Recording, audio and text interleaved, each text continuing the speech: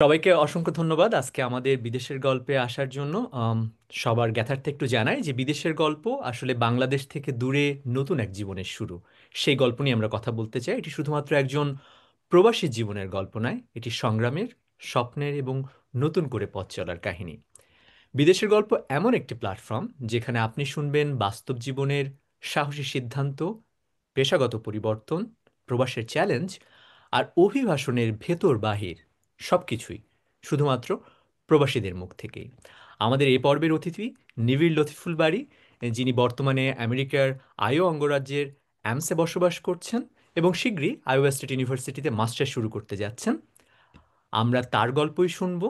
তবে নিবিড়ের যাত্রা শুরু বগুড়া জেলা স্কুল থেকে, তারপর নটরডেম কলেজ, ঢাকা বিশ্ববিদ্যালয়ে পড়াশোনা এবং কাজ করেছেন সাংবাদিকতা পেশা এবং ব্যাংকার হিসেবে।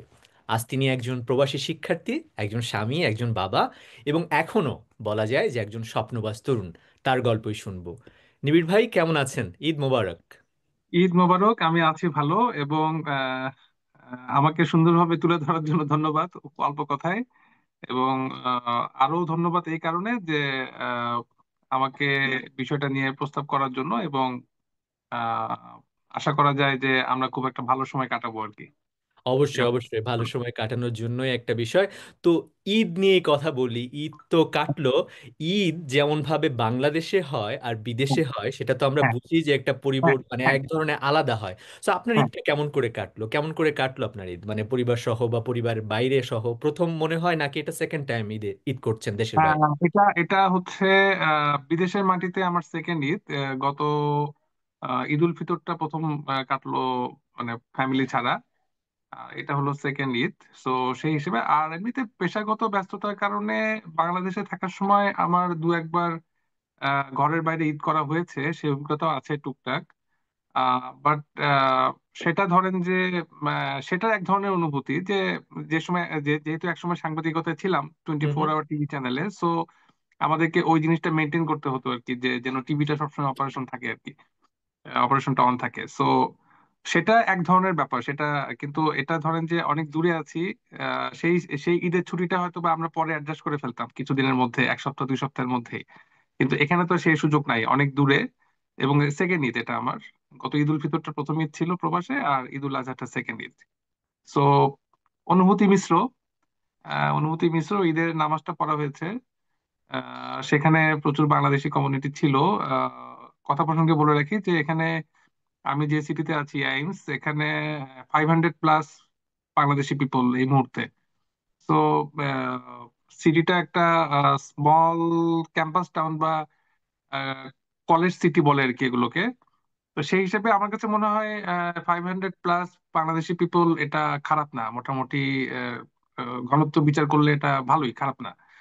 তো যখন মানে যখন ঈদের জামাতে যাওয়া হয় তখন আর কি সেখানে অনেক কমিউনিটি পরিচিত ফেস এবং যাদের সাথে এতদিনে চেনা পরিচয় হয়েছে তাদের সাথে দেখা টাকা হলে ওই সময়টাতে মনে হয় যে না, এটা ঠিক আছে, ওকে। কারণ আমরা যখন ঈদের জামাতে যাই সেটা কিন্তু এক ধরনের ফ্লেভার বাংলাদেশে, আবার যখন আপনি মসজিদে জামাতে যান সেটা কিন্তু আরেক ধরনের ফ্লেভার। ঈদের জামাতে কিন্তু মানে আশেপাশে অনেক জায়গা থেকে লোকজন আসে, তো আপনি সবাইকে চেনেন না।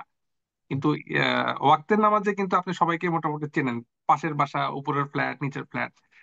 সো এখানে ঈদের জামাতে আর কি মোটামুটি অনেককে দেখলাম আর কি, যেহেতু কমিউনিটি অনেকের সাথে ওঠা বসা ছিল। ওখান থেকে ফেরত আসার পরে আর কি মানে এটা একদম মানে খুব শুকনা হয়ে গেল আর কি। শুকনা হয়ে গেল বলতে ঘরের ভিতরে আছি, রান্না বান্না হচ্ছে, কখন খাওয়া দাওয়া হবে সেটা নিয়ে বসে আছি, বা বাংলাদেশে ফোন দিচ্ছি সবাই কেমন আছে, বা তাদের সাথে টুকটাক কথাবার্তা হচ্ছে। অনেকে আমাকে মিস করছে, আমি অনেককে মিস করছি, তাদের সাথে টুকটাক কথাবার্তা। এই আর কি সবকিছু মিলে কেটে গেল আর কি। বাংলাদেশে এখনো ঈদ চলছে, মনে হয় শেষ কয়েক ঘন্টা চলছে। তো আবারও কথা হলো অনেকের সাথে, এই আর কি মোটামুটি। সো ওইটা নিয়েই যদি বলি যে বাংলাদেশে যেমন ঈদের একটা বড় ছুটি থাকে, চার হ্যাঁ, হ্যাঁ, দিন 5 দিন, এবার তো হ্যাঁ। মনে হয় 10 দিন ছুটি। সো এই 10 যে দিনের ছুটি, ছুটির হ্যাঁ। বিষয়টা, যেমন ধরেন বিদেশে আসলে তো এই ছুটিটা আসলে পাওয়া যায় না। যেমন হুম, এবার ঈদটা পড়ছে আপনার ওয়ার্কিং ডেইজে, যদিও working days এ। সামারের সময় এখানে যেটা হয় যে আপনার ওইরকম ভাবে ইউনিভার্সিটি গুলা খুব বেশি থাকে না, বাট যারা হুম, মাস্টার্স করে, পিএইচডি করে হুম, বা পড়াশোনা হুম, করে তাদের কোনো কোনো হুম, সময় থাকে। তো এই যে হুম, ছুটি ম্যানেজ করে ঈদ উদযাপন করা অন্যান্য হুম, হুম, কমিউনিটি মেম্বারদের সাথে বা হুম, বাংলাদেশিদের সাথে, হুম, সেটা হুম। কিভাবে ম্যানেজ করেন? আমি এখানে যতদূর এখানকার যারা কমিউনিটি মেম্বার আছে, শুধু বাংলাদেশের না, আমি অন্য অন্য দেশেরও কয়েকজনের সাথে কথা বলেছি যে এর আগের যে ঈদ উল ফিতরটা আমেরিকায়, এটা ছিল হচ্ছে আপনার সানডেতে, তিরিশ হুম। মার্চ সো এটা অটোমেটিক্যালি ছুটি ছিল। তো এটা ভেবে আমার ভালো লাগছিল আর কি, যে মানুষজন মানে আমাদের দেশের মানুষজন বিদেশে আসার পরে এটা নিয়ে একটা ঝামেলায় ভোগে আর কি, যে ঈদের দিন ছুটি পাবে কিনা, কারণ তারা তো বাংলাদেশে অন্তত 5 থেকে 7 দিন থেকে এবার তো 10 দিন একটা লম্বা সময় ছুটি পেয়ে পেয়ে অভ্যস্ত। তো এখানে আসার পরে তো সেই সুযোগ নাই, সবকিছু চলছে। সো ওটা আগের বার আমার একটু ভালো লাগছিল যে শুক্রবার যেহেতু ইয়াতে পড়েছে, সানডে পড়েছে, সো সমস্যা নেই। তো এবার পড়লো হলো ফ্রাইডে। তো আমি দু একজনের সাথে কথা বলেছি, দু একজন না কয়েকজনের সাথে কথা বলেছি, তো ওরা আমাকে জানালো যে আহ, তারা ছুটি ম্যানেজ করে ফেলছে বলতে আচ্ছা। আহ, এখানকার যারা তাদের সুপারভাইজর, হয়তো সুপারভাইজর প্রফেসর বা ল্যাবের ইনচার্জ, তারা এসব ব্যাপারে বেশ কম্প্যাশনেট, এবং তারা এই বিষয়গুলোকে ভ্যালু দেয় আর কি, যে ঠিক আছে তোমার একটা ফেস্টিভ্যাল, তুমি তাহলে এই দিনটা ছুটি পালন কাটো। করো। হ্যাঁ, হুম। পালন করো, সমস্যা নেই, কাল থেকে এসো। কিন্তু ওই জিনিসটা মিস থাকবে, যে 3 দিনের ছুটি, 4 দিনের ছুটি, 5 দিনের ছুটি, ওটা ডেফিনেটলি মিস থাকবে, ওটা সারা জীবনই মিস থাকবে। যদি না মানে আপনি যতদিন বিদেশে পর্যন্ত ইউএসএ তে যদি না মানুষজন আপনি আছে। বিদেশে ব্যবসা না করেন, যদি ব্যবসা করেন, নিজের প্রতিষ্ঠান দাঁড় না করেন, তাহলে ওই জিনিসটা সবসময় থাকবে। আচ্ছা। আচ্ছা। আরেকটা জিনিস যেটা হচ্ছে যে আপনার একটা ফেসবুক পোস্ট ছিল যে এখানে তো আড়ং নাই কিংবা স্বপ্ন নাই, তাই হ্যাঁ, হ্যাঁ, ওয়ালমার্টই হ্যাঁ, ভরসা। তো হ্যাঁ, এই যে ঈদের আগে যে বাজার করার, হ্যাঁ, নতুন হ্যাঁ, হ্যাঁ, জামা কাপড় কেনার এবং হচ্ছে গ্রোসারি হ্যাঁ, কেনার যে একটা হ্যাঁ, উত্তেজনা থাকে, এটা হ্যাঁ, কি কোনোভাবে রিলেট করেন? মানে আপনার যে বাচ্চা আছে তাকেও তো হচ্ছে যে বাংলাদেশি ঈদের একটা ফ্লেভার দেওয়ার মতো বিষয়টা। হ্যাঁ, তো হ্যাঁ, এইগুলো হ্যাঁ। কিভাবে করেন বা রিলেট করার বিষয়গুলো কেমন করে কাজ করে? রিলেট করার বিষয়টা হলো, এবার যেহেতু এখানে আমার বাচ্চা ঈদটা বেশ ভালোভাবে বুঝতে পারে এখন, ও যেহেতু 6 ইয়ার্স। সো মানে বাংলাদেশে থাকার সময় ও ভালো রিলেট করতে পারতো, যে একটা ফেস্টিভ্যাল আসতেছে বা ফেস্টিভ্যাল চলতেছে, বিষয়টা বুঝতে পারতো, কারণ ওকে নিয়ে বিভিন্ন জায়গায় বেড়াতে টেড়াতে যেতাম, সালামি টালামি পাওয়ার ব্যাপার ছিল, মাত্র এগুলো বুঝে ওঠা শুরু হয়েছে এই সময় চলে আসছে। তো এখানে তো সেই জিনিসটা মিসিং, কারণ এত আত্মীয় স্বজন তো নাই, থাকলেও তারা হয়তো অন্যান্য স্টেটে থাকে, সো চট করে তো ঘুরে আসা যাচ্ছে না। সো তাকে তাকে আপাতত বলে বলেই এই জিনিসটা বোঝানো হচ্ছে, বা একটু কানেক্ট করে দেওয়া হচ্ছে আমার বোনের সাথে। আমার বোন অন্য একটা স্টেটে থাকে, মিসিসিপিতে। তো ওর সাথে কানেক্ট করে দেওয়া হচ্ছে, আমার আম্মার সাথে কানেক্ট করে দেওয়া হচ্ছে, আব্বুর সাথে কানেক্ট করে দেওয়া হচ্ছে। কোরবানির যে এনিমেলটা কেনা হয়েছে সেটা ছবি দেখানো হচ্ছে, যে এটা কেন আনা হয়েছে, এটা কেন একটু পরে আর থাকবে না, সেটা বোঝানো হচ্ছে। আর ঈদ উল ফিতরের সময় যেটা ছিল যে ওটা তো আরেকটু অন্যরকম, যে এক এক মাস ব্যাপী একটা হুম। ফেস্টিভিটি চলে, মানে একটা প্রস্তুতি চলে যে 1 মাস পরে কিছু একটা হবে। তো ওটা সে আরো একটু আগে থেকে বুঝতে পারতো আর কি, যে বাবা আচ্ছা। খাচ্ছে না কিছু, তো বাবা রোজা থাকছে, কিছুদিন পরে আর কি জিনিসটা থাকবে না, তো তখন ঈদ আসবে, ওটা আর একটু ভালোভাবে বুঝতে পারতো। এটা হঠাৎ করে আসছে, হঠাৎ করে চলে যাচ্ছে, অলরেডি চলে গেছে কালকে, তো এই আর কি। আচ্ছা। তো এই যে আর শপিং কেনাকাটার এর বিষয়টা, বিষয়টা, এই যে জামা শপিং এর কাপড়, বিষয়টা, নতুন হ্যাঁ, জামা কাপড়, হ্যাঁ হ্যাঁ। হ্যাঁ, শপিং এর বিষয়টা ডেফিনেটলি মিস করি। মিস করি বলতে যদিও আর কি, মানে চাইলে বাংলাদেশ থেকে এসব নিয়ে আসা যায়, সরকারি কুরিয়ার বলেন বা ফেডেক্স, ডিএইচএল, নিয়ে আসা যায়, কিন্তু মানে এটা আমাদের একটা ইয়ে ছিল সবসময় বাংলাদেশে থাকার সময়ও। আপনি হয়তো একটা পোস্ট দেখেছেন, বাট আড়ং থেকে এরকম এর আগে আরো অনেকবার পোস্ট দেওয়া হয়েছে আমার আগের সময়গুলোতে আর কি, যে কোনো কারণ ছাড়াই না শেষ মুহূর্তে একটু আড়ং এ যাওয়া লাগবে, হ্যাঁ, হুম, একটু হুম, আড়ং হুম। এ যাওয়া লাগবে একটু। আমি যে পাড়াটায় থাকতাম সেখান থেকে ওই পাড়াতেই স্বপ্ন ছিল। সো হাঁটতে হাঁটতে হাঁটতে ধরেন যে 5 মিনিটের দূরত্ব। তো একটু স্বপ্নে যাওয়া লাগবে, স্বপ্নে গেলে দেখা যায় যে কিছু না কিছু একটা প্রয়োজন তৈরি হয়েই যাচ্ছে, হ্যাঁ। এবং দেখা যায় যে ঈদের আগ দিন, মানে ঈদের 2-3 দিন আগে থেকে ওদের যে দোকানের লেআউট গুলো চেঞ্জ হয়ে যেত, প্রচুর স্পাইস চলে আসতো। মানে মানে ঈদ সংক্রান্ত যে বিষয়গুলো প্রয়োজনীয় সেই জিনিসগুলোকে ওরা একটু বেশি মাত্রায় সামনে রাখতো আর কি। তো ওই জিনিসগুলো থেকে আচ্ছা, এটা একটু চেক করে দেখি, এটা একটু আগামীকাল ট্রাই করে দেখবো, ওটা একটু করে, আমার ওয়াইফ এগুলো করতো আর কি। সো সেই জিনিসটা তো ডেফিনেটলি মিস করছি। এখানে তো ওয়ালমার্টে তো স্বপ্নের মতো, ওয়ালমার্ট হয়তো আরো সম্ভব না। বিস্তর পরিসরে আছে, কিন্তু ওই হ্যাঁ, হ্যাঁ। স্বপ্নের মতো বিষয়গুলো তো আর এখানে নাই। তারপরে আমরা একটু ওই ফ্লেভারটা আনার জন্যই আমরা আগের দিন সন্ধ্যায় ওয়ালমার্টে গিয়েছিলাম, যে যাই অন্তত একটু ঘুরে আসি, একটু কিছু কিনে নিয়ে আসি এই আর কি। না না, অবশ্যই আমার মনে হয় যে কোনো উপায় হচ্ছে যে এই হ্যাঁ, স্মৃতিগুলো রোমন্থন করা বা এরকম ভাবে রেপ্লিকেট করাটার মধ্যেও একটা মজা আছে। তো হ্যাঁ, এই কথার সূত্র ধরেই যদি আসি, যেমন ঈদের সময় আমরা নতুন জিনিসপত্র অনেক কিছু রান্না করি, মা হ্যাঁ, রান্না হ্যাঁ, করে, আমাদের হুম, আত্মীয় স্বজন হুম, রান্না করে, আমরা বন্ধুর বাসায় যাই, আত্মীয় হুম, স্বজনের বাসায় যাই। হুম, এখানে কি আপনাদের মধ্যে এই চলটা আছে, বা আপনারা কি আত্মীয় স্বজনের বাসায় যান, বা ধরেন আপনি সেমাই রান্না করেছেন, পোলাও রান্না করছেন, কাবাব বানাচ্ছেন, কেউ আসছে, হুম, হুম, কিভাবে হুম। হচ্ছে যে এই সোশ্যালাইজেশনটা হয়? এখানে, হ্যাঁ, এখানে এই কালচারটা আছে, বাড়ি বাড়ি যাওয়ার বা বিভিন্ন বাসায় অনেকের ভিজিট টিজিট করার, কিন্তু এটা আত্মীয় স্বজন ভিত্তিক না, এটা হলো স্টুডেন্ট ভিত্তিক আর কি। হুম হুম। স্টুডেন্ট ভিত্তিক আবার এখানেও একটা ব্যাপার আছে যে অনেক স্টুডেন্ট থাকে উইথ ফ্যামিলি, অনেক স্টুডেন্ট থাকে উইদাউট ফ্যামিলি, অথবা তারা আনম্যারিড অথবা তাদের ফ্যামিলি বাংলাদেশে থাকে। তো ওদের ক্ষেত্রে আর কি বিষয়টা একরকম, ওরা একভাবে ডিল করে, আর যারা ফ্যামিলি তারা আরেকভাবে ডিল করে। এখন দেখা যায় যে এখানে 2-3 বছর 3-4 বছর থাকলেও অনেক ফ্যামিলির সাথে অনেক ফ্যামিলি শুধুমাত্র উপর দিয়ে দিয়ে একটা সম্পর্ক থাকে, হাই হ্যালো, ঘরে যাওয়ার সম্পর্কটা ওইভাবে বিল্ড আপ হয় না। আচ্ছা। আবার যাদের হয় তারা আবার জিনিসটাকে বাংলাদেশে একদম যেভাবে আপনারা মানে আমরা যেভাবে পালন করতাম বাংলাদেশে, যে হুম। অমুকের বাড়িতে যেতেই হবে বা তমুক না গেলে মন খারাপ করবে এই সেই, এখানেও ওই জিনিসটা আছে। কিন্তু সেটা ডিপেন্ড করে হলো যে ওই তো বললাম যে দীর্ঘ 2-3 বছরে বা 3-4 বছরের জার্নিতে সম্পর্কটাকে কে কিভাবে বিল্ড আপ করছে সেটার উপরে আর কি। তো হ্যাঁ, বাড়ি বাড়ি যাওয়ার আছে। এবং আমি আরেকটা জিনিস ভালো লাগলো, যদিও এটা নিয়ে আমি কিছু লিখি নাই, এটা হলো আমি খেয়াল করেছি বা আমি আমি অন্তত জানি এখন পর্যন্ত যে বেশ কয়েকজনের মা বাবা এই মুহূর্তে আমাদের এই সিটিতে অবস্থান করছেন, তারা ওই তাদের ছেলে মেয়েরা পিএইচডি করছে বা সামথিং। তো তারা ভিজিট ভিসা এখানে এসেছেন, তো তারা ঈদটা এখানে করতে পারছেন। তো এটা আমার কাছে খুব মানে ভাল লাগছে আর কি, যদিও আমার বাবা মা এখানে নাই, কিন্তু আমার খুব ভাল লাগছে যে, এবং আমি তাদের সাথে কথা বলেছি যে তারা এবার প্রথমবারের মতো আমেরিকা আসলো, যদিও তারা আছে প্রায় 3-4 বছর হলো পিএইচডি জানি, বাট তাদের মা বাবা প্রথমবারের মতো এখানে আসলো এবং সেটা ঈদের সময়। তো মা বাবার ওই কষ্টটা কাজ করবে না যে ছেলে কাছে নাই, বা ছেলেদেরও এই কষ্টটা কাজ করবে না যে মা বাবাকে ফোনে পাচ্ছি না বা অন্য সময় কথা বলতে হচ্ছে বা আমি তাদের কাছে যেতে হচ্ছে। তারা এখানে ঈদ করছে, হয়তো বা বাংলাদেশের মতো ফ্লেভারটা পাচ্ছে না, কিন্তু স্বজনরা একসাথে কাছে আছে। এই জিনিসটা আমার খুব ভালো লাগছে ব্যক্তিগতভাবে। না না, অবশ্যই। আর বাবা মা কাছে থাকা তো হচ্ছে যে হ্যাঁ, ঈদের মতোই আনন্দ, হ্যাঁ, তাই না? হ্যাঁ, এর বেশি ডেফিনেটলি। আনন্দ তো আর কোথাও হ্যাঁ, নাই। হ্যাঁ, হ্যাঁ, তো সেই কথার সূত্র ধরে আরেকটা জিনিসে আসি, খাওয়া দাওয়া নিয়ে যেহেতু কথা হলো, এই যে হ্যাঁ, খাওয়া দাওয়ার বিষয়গুলা ধরেন, আমি জানি না আপনি বাংলাদেশি খাবার তো অবশ্যই মিস করেন, আপনি তো দেশ হ্যাঁ, হ্যাঁ, বিদেশ বিভিন্ন ডেফিনেটলি মিস জায়গায় করি। ঘুরছেন, এবং হ্যাঁ, এই যে বাংলাদেশি খাবারের ফ্লেভার গুলো কিভাবে আনেন? বাংলাদেশি খাবারের যে ইনগ্রেডিয়েন্টস গুলা, শাক সবজি, হ্যাঁ, এগুলা কি হ্যাঁ। আপনার কমিউনিটিতে বা আপনার এমসে পাওয়া যায় এরকম যথেষ্ট? এটা আসলে ডিপেন্ড করে। আমি আসার পর থেকে এখন তো প্রায় 9 মাস মতো হয়ে গেল আসার পরে, আমি যে জিনিসটা সবচেয়ে বেশি মিস করি ব্যক্তিগতভাবে, মানে আমার বাড়ি দক্ষিণাঞ্চলে না, আমি প্রচুর নদী নালা খাল বিল অঞ্চলের মানুষ না, কিন্তু আমি প্রচন্ড মাত্রায় ছোট মাছের ভক্ত, মানে আচ্ছা। ছোট মাঝারি এই সাইজে নানা রকম মাছের ভক্ত। হ্যাঁ। তো আমি এখানে আসার পরে আমি এই জিনিসটা সবার প্রথম ফেস করেছি যে আমি একটু পুঁটি মাছ খাবো, আমি একটু মলা মাছ খাবো, আমি একটু পাবদা মাছ খাবো, ট্যাংরা মাছ খাবো। অফকোর্স। চাইলেই, হ্যাঁ, চাইলেই সোর্স করা যাচ্ছে না, হ্যাঁ, চাইলেই সোর্স করা যাচ্ছে না, এবং এটা সোর্স করতে গেলে অন্তত 45 মিনিটস টু 1 আওয়ারের ড্রাইভ আমাদেরকে ক্যাপিটালে যেতে হবে, ডে মইনে। সেখানে যদি পাওয়া যায়, সেটা পাওয়া যাবে কিনা সেটা নিশ্চয়তা নেই।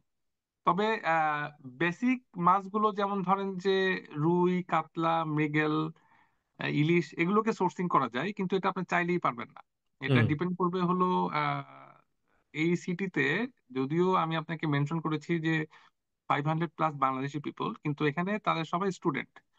সো এখানে ওই ইমিগ্রেন্টরা এখানে বিভিন্ন ক্যাটাগরিতে এসে যে ব্যবসা বাণিজ্য করে, গ্রোসারি বেসড বা বিভিন্ন রকম জিনিসপত্র, সেই কালচারটা নাই। দ্যাটস আচ্ছা ওয়াই আমাদেরকে ডিপেন্ড করতে হয়, আমার জানা মতে এখন পর্যন্ত মিনেসোটার উপরে এবং শিকাগোর উপরে। আচ্ছা। শিকাগো থেকে একজন ব্যবসায়ী ভাই, উনি আর কি মাসে একবার আসেন, আসার আগে সবাইকে একটা রিমাইন্ডার দেন যে আমি অমুক দিন অমুক সময় থাকবো, আমার কাছে এই জিনিস অ্যাভেলেবল আছে, আমাদেরকে তোমরা অর্ডার করে জানাও। আর মিনিয়াপলিস থেকে একজন ভাই আসেন, উনি বাংলাদেশের, উনিও আসেন মাসে একবার। তো আমাদেরকে পুরা মাসের প্রজেকশনটা ওইভাবে করে নিতে হয় যে আমার কয়টা ইলিশ লাগবে, কয়টা রুই লাগবে, বা কয়টা মশলা লাগবে বা কি কি লাগবে। ঘিও পাওয়া যায়, পাবনার বাঘাবাড়ির ঘি। তারপরে হচ্ছে উনি একবার দেখলাম যে বটিও আনছে, মানে অফারে। আমি বললাম যে আপনি যে বটি অফারে রাখছেন, বটি কি এখানকার কেউ কিনছে? তো বলছে হ্যাঁ কিনছে। এইবারও আমি আসছিলাম, 3টে বটি বিক্রি করছে উনি বলতেছে আর কি। তো বটিও নিচ্ছে লোকজন, হ্যাঁ। তো এটা হয়তো বা আহ, অনেক স্টেটেই, যেমন ধরেন যে আমেরিকা তো ধরেন যে দুই ভাগে বিভক্ত বাংলাদেশিদের কাছে, একটা হলো নিউ ইয়র্ক কেন্দ্রিক, একটা হলো নিউ ইয়র্কের বাইরে। তো হুম। মানুষজন আর কি বুঝতেই পারে না যে নিউ ইয়র্কের জীবনযাত্রা একরকম, অ্যাভেলেবিলিটি সোর্সিং একরকম, নিউ ইয়র্কের বাইরে আরেক রকম আর কি। সো ওই জিনিসটা আমাদেরকে ওইভাবে মাথায় রাখতে হয় আর কি, যে পুরা সময়টা কিভাবে চলবে, পুরা মাসটা। আর এমনিতে ইমার্জেন্সিতে ধরেন যে কিছু গ্রোসারি আছে, অল্প কিছু গ্রোসারি আছে, সেই গ্রোসারি গুলো আবার টোটালি বাংলাদেশ বেস না। যেমন ধরেন যে আমাদের এখানে গ্রোসারি আছে, পামেল গ্রোসারি। ওটা হলো একই সাথে ইন্ডিয়া, পাকিস্তান, বাংলাদেশ এই অঞ্চলটা কভার করে। একই সাথে আবার মধ্যপ্রাচ্য কভার করে। আবার একই সাথে আবার ওই মালয়েশিয়া, ইন্দোনেশিয়া, ওই অঞ্চলটা আর কি, ওইদিকে যে মুসলিম কমিউনিটি থাকে ওই অ্যাঙ্গেলটা মেনটেন করে। তো ওনাদের কাছে যে জিনিসগুলো থাকে সবকিছু যে আমাদের সাথে কমন পড়ছে তা না। দেখা যায় যে আমরা যে এমন কিছু জিনিসপত্র দেখছি যেগুলো হয়তো আমাদের লাগবে না, কিন্তু এটা আবার ওই দেশের লোকজনের জন্য লাগে। তো সেখানে মাঝে মাঝে কিছু ভেজিটেবলস পাওয়া যায়। সেই ভেজিটেবলস গুলো ওখান থেকে সোর্সিং করা হয়, কিন্তু সব সময় না। এটা অ্যাভেলেবিলিটির উপর ডিপেন্ড করে ওনারা কিভাবে সোর্সিং করছেন এবং কতদিন সেটা কালেকশনে থাকছে। ডেফিনেটলি তারা প্রত্যেকদিন জিনিসগুলোকে স্টকে তোলেন না, হয়তো বা সপ্তাহে একদিন তোলেন, ওটা যে কয়দিন চলে সেই কয়দিন এরকম আর কি। তো সেটা একটা ব্যাপার আছে। আর হলো মাছের বিষয়টা শুরুতে মেনশন করেছি। হুম হুম। ছোট মাছের একটা সংকট সবসময় থাকে। আমরা এরকম সোর্সিং করেও ছোট মাছগুলো আনতে পারি না, সেটা মিনেসোটা বা শিকাগো হোক। সো ওয়ালমার্টে যদি আপনি মাছ খেতে যান তাহলে ওই যে তেলাপিয়াই খেতে হবে, আর কিছু কেমন সামুদ্রিক খেতে মাছ হবে? টাছ খেতে হবে। হ্যাঁ হ্যাঁ, হ্যাঁ, এই আর কিছু ক্যাটফিশের মতো জিনিসপত্র কি। থাকে। কিছু ক্যাটফিশের মতো থাকবে যেগুলো আমরা চিনি না, বাট এক্সপেরিমেন্টালি খাচ্ছি, এই আর কি। কিছু করার নেই। সেই কিছু করার কথার নেই, হ্যাঁ। সূত্র ধরেই আসি যে বিদেশ মানেই লোকজন ভাবে যে একটা দুর্দান্ত সুখের জীবন, এখানে হ্যাঁ গেলেই টাকা হ্যাঁ হ্যাঁ হ্যাঁ আকাশে হ্যাঁ উঠতেছে, আপনি হ্যাঁ, টাকা ধরবেন আর উঠতেছে, শুধু দেশে এরকম ঘর থাকে। পাঠাবেন। হ্যাঁ, হ্যাঁ আর হচ্ছে যে চার পাঁচতলা বাড়ি হ্যাঁ তুলবেন। বাট আমরা হ্যাঁ। যখন আসছি বা অনেকে যখন মানে বিদেশে যায়, এই মোহ হুম। তো ভঙ্গ হয়ে যায়, কিন্তু দেশের মানুষ যারা যায়নি তাদের কিন্তু মোহভঙ্গ হয় না। না, তাদের এক ধরনের চিন্তা থাকে। ইভেন তারা আপনার কাছে আমাদের কাছ বিদেশ থেকে জীবনটা কেমন অ্যাকচুয়ালি? প্রতি মুহূর্তে আমাদের এই জীবনযাত্রাটা শুনলেও তারা রিয়েলাইজ করতে পারবে না যে এখানকার জীবনযাত্রাটা কিরকম। মানে আমি আমি যদি ধরেন যে আমেরিকাকে এক নাম্বারই রাখি, মানে বিদেশ যাত্রার জায়গা থেকে, তো সেখানেও যে জীবনটা কত কষ্টের এটা তারা মানে এসে না থাকলে, সেটা যে কোনো অ্যাঙ্গেল থেকে হোক, সেটা আপনার সঙ্গী সাথীর জায়গা থেকে হোক, সেটা আপনার প্রোডাক্ট সোর্সিং এর জায়গা থেকে হোক, সেটা ইনকামের জায়গা থেকে হোক, জিনিসটা যে কত চ্যালেঞ্জিং বা অ্যাভেলেবিলিটির যে কতটা আহ, মানে কম বা দুর্লভ, সেটা তারা এখানে না আসলে বুঝতে পারবে না আর কি। তো আমার কাছে প্রবাস যাত্রা মানে হলো আপনার কিছু ভালো জিনিস অবশ্যই আছে, কিছু হুম হুম। খারাপ জিনিস না কিছু, আমি বলবো যে প্রতিবন্ধকতাও অবশ্যই আছে। এখন এগুলোকে মানুষজন যখন বিদেশে আসে তখন এগুলো সাইন আপ করে আসে। সো আহ সেটা কিছু করার নেই। আমার কাছে বিদেশ জীবনটা ভালো লাগে, খারাপও লাগে। ভালো লাগার কারণ হচ্ছে যে প্রথমত air quality. Air quality definitely খুব ভালো। প্রচন্ড গরম, প্রচন্ড রোদ, সরি, প্রচন্ড রোদ, সূর্য একদম মাথার উপরে, কিন্তু আপনার গা ঘামছে না। হুম হ্যাঁ, বাংলাদেশে তো আমাদের গা ঘেমে গোসল হয়ে যায়, আমার গা ঘামছে না। তো এই জিনিসটা ইন্টারেস্টিং। আর হচ্ছে বৃষ্টি যখন হয় তখন সে বৃষ্টিটা আমার কাছে, আমি জানি না, আমি অনেকদিন ধরে এখানে নাই, 1 বছর প্রায় 8 9 মাস হলো। বাট বৃষ্টিটা খুব মুষলধারে বৃষ্টি হয় না, বাংলাদেশে যেরকম টিপ টিপ বৃষ্টি এরকম টিপ টিপ বৃষ্টির মতো। সো আপনি চাইলে ছাতা ছাড়া বা ইমার্জেন্সিতে হয়তো আপনি রাস্তায় ছিলেন, বৃষ্টি চলে আসছে, আপনি চাইলে মুভ করতে পারবেন, খুব ইমার্জেন্সিতে কোনো একটা জায়গায় মুভ করে ফেলতে পারবেন, সো হুম। সমস্যা কিছু নেই। আর ওয়েদার অ্যালার্টটা খুব ভালোভাবে এখানে চলে আসে, সো আপনি চাইলে সতর্কতামূলক ভাবে মুভ করতে পারবেন, সমস্যা কিছু নেই। আর হলো ট্রান্সপোর্ট ব্যবস্থা আমার কাছে এখন পর্যন্ত এখানে ভালোই লাগছে। যদিও সিটির বাইরে যদি যেতে চান তাহলে আপনার পার্সোনাল ভেহিকেল লাগবে। সিটির ভিতরে আমাদের এখানে একটা সাইরাইড আছে, মানে এখানকার সবাই তো সাইক্লোন, মানে আইএমএস এর সবাইকে সাইক্লোন বলা হয় আর কি। তো সাই রাইড বলে একটা ব্যাপার আছে ওখানে। 1 টাকা ভাড়া সাধারণ লোকজনের জন্য, বাচ্চাদের জন্য ফ্রি, স্টুডেন্টদের জন্য ফ্রি, আর সিনিয়র সিটিজেনদের জন্য ফ্রি। তো 1 টাকা ফেয়ার দিয়ে আপনি সিটির যে কোনো জায়গায় যেতে পারবেন। সো এবং সেটা বিভিন্ন বিভিন্ন কালারে ভাগ করা আছে, গাছ ইয়েগুলো, ট্রান্সপোর্ট গুলো, এবং বিভিন্ন রুট ভাগ করা আছে। সো আপনি চাইলেই আপনি সহজে বিভিন্ন জায়গায় চলে যেতে পারছেন। এবং যারা ড্রাইভার আছেন ওনারাও খুব হেল্পফুল। হেল্পফুল বলতে আমার কাছে আমি মানে আমার ক্ষেত্রে এরকম হয়েছে যে আমি হয়তো কোনো একটা জায়গায় কখনো যাই নাই। তো আমি ওঠার সময় ম্যাপ, মানে প্রত্যেকটা বাসে অনেকগুলো ম্যাপ দেওয়া থাকে আর কি, তো আমি ম্যাপটা দেখে তার কাছ থেকে ইনস্ট্রাকশন নিচ্ছি যে আমি এখানে যাব আর কিভাবে যাব। উনি আমাকে বলছে যে আমি এই বাসটা এখানে নিয়ে যাব, তো তুমি যেতে পারবা, সমস্যা নাই। অথবা তুমি এখান থেকে যে তারপর এখানে নামার পরে তুমি 5 মিনিট ওয়েট করলে দেখবা যে আরেকটা বাস আসছে, ওই বাসে করে তুমি চলে যাবা। বাই দিস টাইম উনি হয়তো বুঝে ফেলছেন যে আমি এর আগে কখনো এখানে যাইনি। সো আমি হয়তো ম্যাপ দেখছি, আমি সতর্ক আমার জায়গা থেকে, কিন্তু ওই জায়গাটাতে আসার পরে না উনি ওনার ড্রাইভিং সিট ছেড়ে দিয়ে এসে আমাকে মনে করায় দিচ্ছেন যে তোমার এখানে নামার কথা, তুমি এখানে নামো। তো এই আন্তরিকতা গুলো খুব ভালো লাগে, এই আর কি। আর ওই তো ইয়ার কথা বললাম, এয়ার কোয়ালিটির কথা বললাম, এয়ার কোয়ালিটি ডেফিনেটলি খুব ভালো। ওয়েদার আপডেট গুলো পাওয়া যায়, সো আপনি সতর্কতামূলক ভাবে মুভ করতে পারবেন। বা এমনিতে যখন আপনি মানে ওয়াকিং মোডে থাকবেন, তখন যদি কাউকে কোনো অ্যাড্রেস জিজ্ঞাসা করেন, তারা খুব আন্তরিকতার সাথে সেটা দেখায় দেয়। ইভেন আমার নিজের ক্ষেত্রে একবার হয়েছে এরকম যে আমার পকেট থেকে মোবাইলটা পড়ে বাসে ছিল, হ্যাঁ। তো আমি বাস থেকে নেমে আমি এখন আমার পরবর্তী যে গন্তব্য সেদিকে এগোনোর চেষ্টা করছি। তো পিছন থেকে একজন আমাকে গায়ে হাত দিছে, হ্যালো হ্যালো হ্যালো। তো আমি ভাবলাম যে কি ব্যাপার, এখানে আমাকে কে চিনবে। হুম। তো আমি পিছনে তাকায় দেখলাম যে একজন আমার মোবাইলটা আমাকে দিচ্ছে, তুমি মোবাইলটা তোমার পকেট থেকে পড়ে গেছিল, তুমি এটা নিয়ে নাও। তো এটা তো ধরেন যে আহ, আমি জানি না, এটা হয়তো নিউ ইয়র্কে অন্যরকম বাস্তবতা হতে পারে, বাট এই সিটিগুলোতে, এই জায়গাগুলোতে বেশ সেফ লাগে আর কি আমার কাছে। মানে খুব ভালো লাগে আর কি। ইভেন আরেকদিন এরকম হলো যে বাসে আমি ব্যাগ রেখে আমি বাস থেকে নেমে পড়ছি এবং বাসটা চলে গেছে। তো সাথে সাথে আমি নোটিস করলাম যে আমার পিছনটা খালি খালি লাগছে। তো ও আচ্ছা, আমার ব্যাগটা ছাড়া পড়ছে ব্যাগে। তো সাথে সাথে লস্ট অ্যান্ড ফাউন্ডে ফোন দিলাম বাসের। তো উনি আমাকে বললো যে তুমি ওখানে 10 মিনিট ওয়েট করো, ওই বাসটা ওই স্টপেজ থেকে ঘুরে আবার এদিকে আসছে, আসলে তুমি তোমার ব্যাগটা পেয়ে যাবে। তো এটা তো ধরেন যে আমাদের দারুণ। আমরা যেসব জায়গা থেকে আসছি বা সাউথ এশিয়ান কন্টেক্সটে এই জিনিসগুলো তো অতটা, তো এই একদমই জায়গাগুলো না। থেকে আমার ভালো লাগে। হ্যাঁ, অবশ্যই ডেফিনেটলি ভালো লাগে, কিন্তু ওই যে পরিবার পরিজনের বিষয়টা থাকে, বাংলাদেশি ফ্লেভারের বিষয়টা থাকে, আত্মীয় স্বজন বন্ধু বান্ধব বা সন্ধ্যার পরে অফিস শেষে আড্ডা, সেই জায়গাগুলো তো ডেফিনেটলি মিস করাই হয় আর কি। বাট যেহেতু আমরা সাইন আপ করে আসছি বিষয়গুলো, সো মেনে নিতে হবে। মেনে নিচ্ছি, মেনে নেব, সবকিছু মিলে চলছে আর কি। না না না, অবশ্যই আমার মনে হয় যে ওইটা তো অবশ্যই। কিন্তু আমি যদি একটু স্পেসিফিক বলি যে হুম, ইমোশনাল তো চ্যালেঞ্জগুলো যেগুলো থাকে, অ্যাটাচমেন্টগুলো হুম, আমরা পাচ্ছি না, এ বাদে কি কোনো ধরনের চ্যালেঞ্জ আপনি ফেস করেন অ্যাপার্ট ফ্রম এই যে এতগুলা ধরেন, ডেফিনেটলি অনেক অনেক ভালো বিষয় আছে, বা আর কোনো হ্যাঁ। চ্যালেঞ্জ আছে আসার পরে মনে হয়েছে যে এই চ্যালেঞ্জগুলো আসলে দেশ বিদেশে এসে এসে ফেস করছি?